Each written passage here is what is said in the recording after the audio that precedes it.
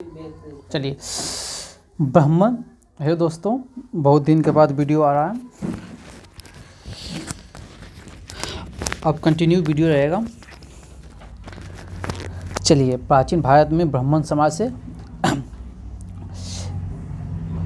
Start करते हैं। शुंग और कण्व वंश है, ठीक ना।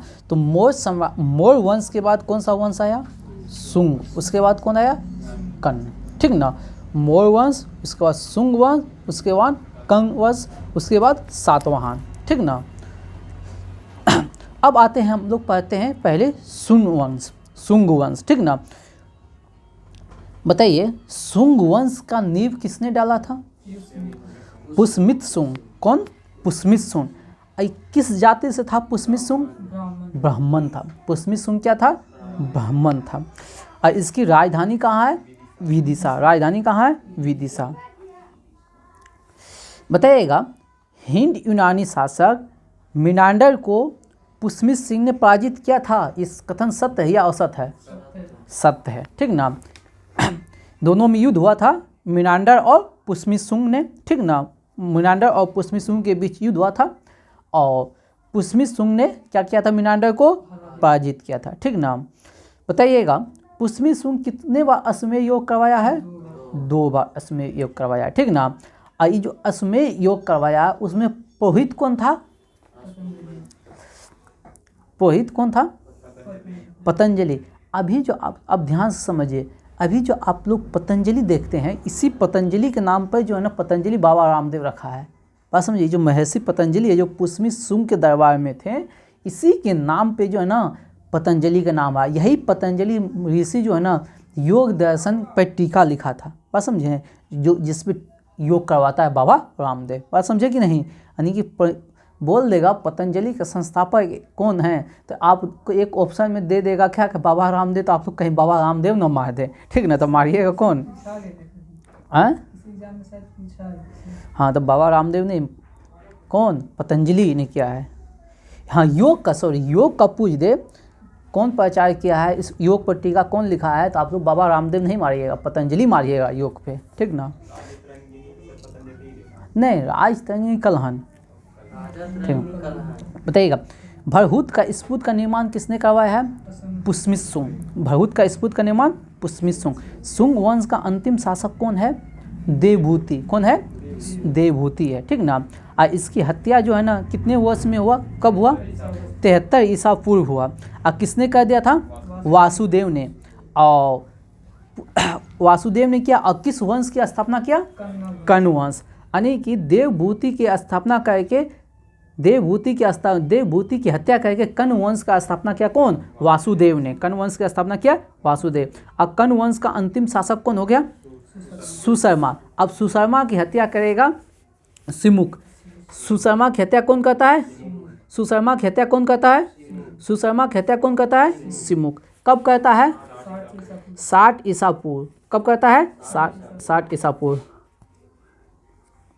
लिखा है 60 ईसा पूर्व सुशर्मा की हत्या किया है कौन? सिमुक ने। और सातवाहन वंश की स्थापना किया। और सातवाहन वंश कहाँ है? वर्तमान स्थिति कहाँ है? आंध्र प्रदेश में। कहाँ है? आंध्र प्रदेश। अभी जो उस समय का जो सातवाहन वंश है, अभी का प्रेजेंट स्थिति कहाँ है? आंध्र प्रदेश। और सातवाहनों की राजधानी कहाँ है? प्रतिष्ठान। किस नदी के किनारे है?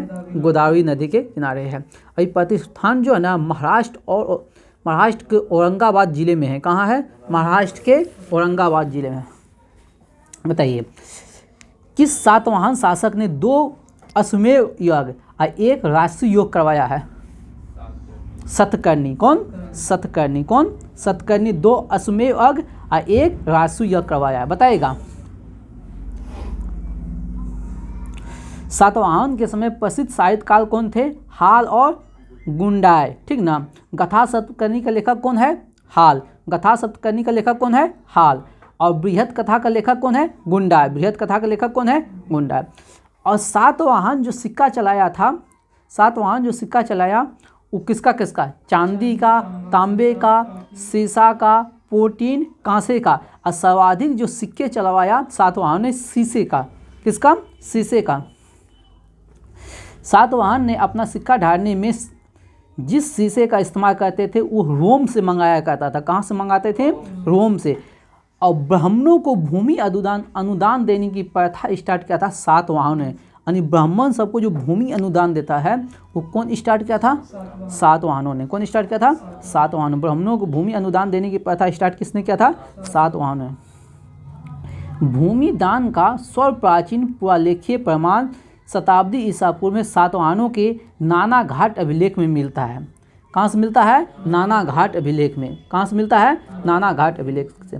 भूमि दान देने का साक्ष्य कहाँ से मिलता है? किस अभिलेख से? नाना घाट अभिलेख से। कहाँ से मिलता है? नाना घाट अभिलेख से, जिसमें अश्वमेध योग में एक गांव को दान देने का उल्लेख है।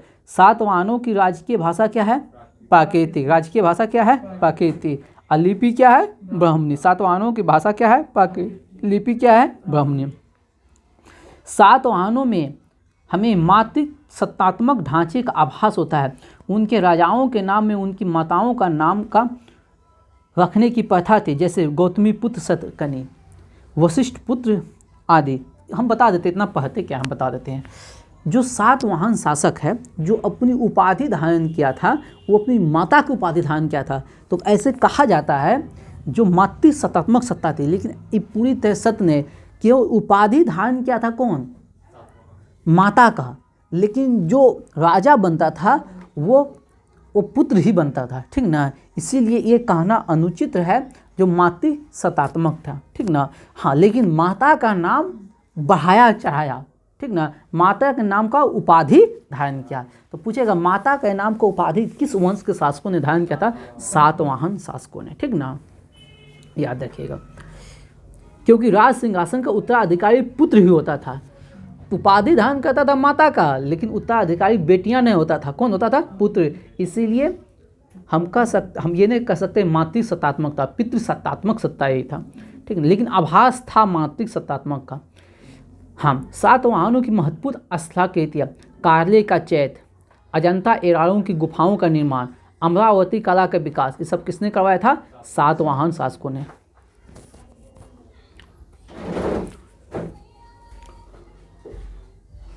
आंध्र प्रदेश के आंध्र प्रदेश के गुट्टूर जिले में स्थित धरणीकोट नामक स्थान पर सातवाहन युग की धान कटक नाम से विख्यात था। किसके नाम से? धान कटक नाम से। ये अमरावती के निकट था। कुछ काल तक सातवाहनों की राजधानी कहाँ थी? अमरावती। कहाँ था? अमरावती। इस नगर की प्रसिद्धि के कारण इसका महत्वपूर्ण व्यापारिक मंडी होना सातवाहन समाज में पूर्वी भाग की सबसे बड़ी मंडी थी। यहाँ से उत्तर से दक्षिण के अनेक व्यापारी मार्ग थे। चलो, सातवाहन राज ने उत्तर और दक्षिण के बीच सेतु का काम किया। यानी उत्तर भारत और दक्षिण के भारत के बीच सेतु का काम किसने किया था? सातवाहन शासकों ने। चलो, छोटा सा चेदी राजवंश है, उसको भी लेते हैं। अशोक की मृत्यु के उपरांत संभवतः प्रथम शताब्दी में कलिंग में चेदी राजवंश का उदय हुआ। चेदी राजवंश का उदय कहाँ हुआ है? कलिंग में। चेदी राजवंश का उदय कहाँ हुआ है? कलिंग में, ठीक ना। इसकी जानकारी कहाँ से मिलता है? हाथी गुफा अभिलेख से। कहाँ से मिलता है? हाथी गुफा अभिलेख से। कहाँ ये हाथी गुफा अभिलेख है? भुवनेश्वर में, ठीक ना। और इस चेदी वंश का सबसे प्रतापी राजा कौन है? खारवेल। कौन है? खारवेल है। और खारवेल जैन धर्म का अनुयायी था। खारवेल किस धर्म को मानने वाला था? जैन धर्म का, ठीक ना। जैन मुनि के लिए उदयगिरी पहाड़ी का गुफा में निर्माण करवाया था। जैन मुनियों के लिए उदयगिरी की पहाड़ी में गुफा का निर्माण किया था। तो पूछ देगा उदयगिरी की पहाड़ी जो है किससे संबंधित है? तो आप लोग बोलिएगा जैन धर्म से। किससे है? जैन धर्म से संबंधित है। ये हो गया,